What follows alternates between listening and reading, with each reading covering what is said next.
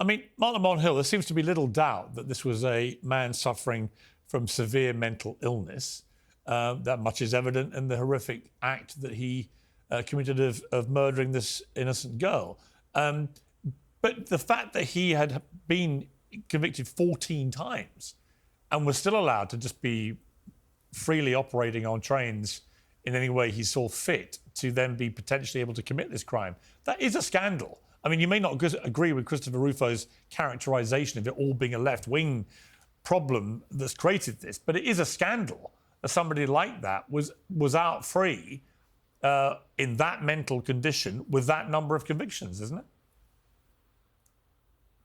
Yeah, I mean, I agree with Chris that this is a scandal. I agree with you that it's a scandal. I also agree that it's an indictment on public policy. I don't think, though, that this is the result of liberal or progressive policies. It's quite the opposite, in fact.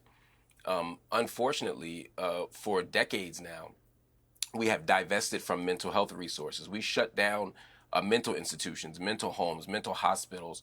We take out resources for drug treatment and rehab, and we criminalize everything. And so if we had invested in housing, if we'd invested in healthcare, et cetera, we would have the structures and systems necessary to deal with someone so that they don't have to use the subway as a homeless shelter. We could deal with someone whose own family is saying, please give this person some support. If the only thing you have is a hammer, everything looks like a nail. And in this country, the only thing we have is hardcore right-wing policies that try to criminalize everything. And the reason, finally, that this isn't a story or hasn't been a national story, I don't think it's the racial angle of it as much as I think there are clear winners and losers. You know, when you and I debate, and you and I debate a lot, Piers, about these stories, it's often debatable, an issue is debatable because we're asking, for example, if someone's getting choked out on the subway, is the rider correct to put the chokehold on, or is or should we be siding with the person who's doing harm on the train? If it's George Floyd, we're debating it because we want to know whether or not the police went too far, but they do have the right to use some kind of force, but did they use too much force? And here, no one debates that the guy was wrong. No one debates that she was an awful, awful victim of an awful circumstance.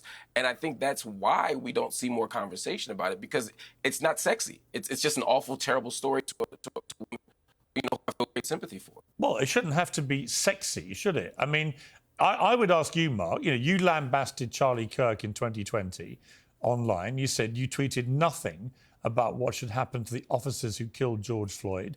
White supremacist capitalist logic values property over black people. But I could throw back the same thing at you and say, we did a little check and we couldn't find anything that you'd posted about the murder of this Ukrainian woman on a train at the hands of a black man.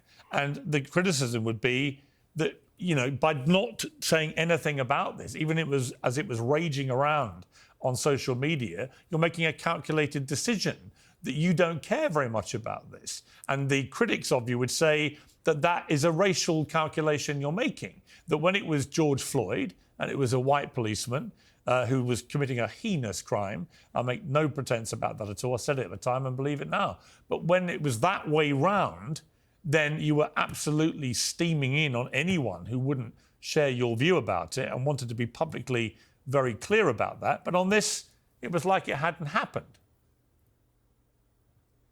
Yeah, I think there's a far more accurate and less interesting answer for that. And the truth is, I didn't hear about the story until recently. And I heard about the story because of the right-wing, vocal right-wing people who were saying, hey, you guys are ignoring this for good reason, or you guys are ignoring this because of a racial agenda. But this story was everywhere. And then we began to talk about it. Hang on, Mark.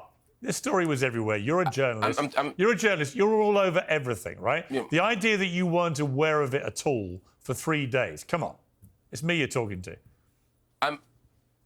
All I can do is give you the honest answer. And the honest answer is I didn't actually track the story until I started hearing complaints about the story not being covered. And then I did cover it. But I'm saying on the first day, I didn't know about it. Second day, I didn't know about it. That's the honest answer. But if you also look at my record, and I'm sure you did this because you're a devoted journalist, you know that I've covered many stories of white people who've been harmed by black people. I've covered many white people who've faced the death penalty.